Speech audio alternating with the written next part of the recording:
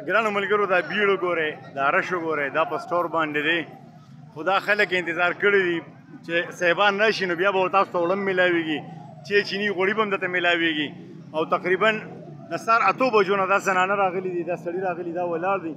او چاته هم څه نه میلاویږي ولې نن به صاحب راځي شامیانې هم لګېدلي دي او ترایانې مو شوې ماشاءالله ټیم هم صفایانې وکړلې او ټول عمله راغلې ده او دلته به صاحب راځي نو بیا به هله غریبانانو ته ریلیف میلاویږي نو دا ګورئ ملګرو او نور کله دلته 40-50 روړې راځي نن 1500 روړې راغلي دي خو دا ولې نن دلته صاحبان راځي او صرف د دې خلکو د ضلالت ته وګورئ چې څونه خلک ذلیله کېږي خو چاته هم څه نه میلاویږي ولې چې صاحب راشي د هغې نه پس به خلکو ته ریلیف میلاویږي ډېر د افسوس مقام دی زه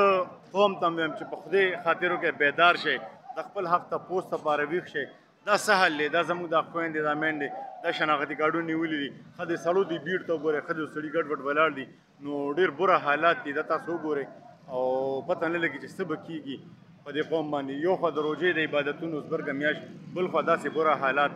نو نشو ویلی چې دا به څه جوړېږي د دې وطن نه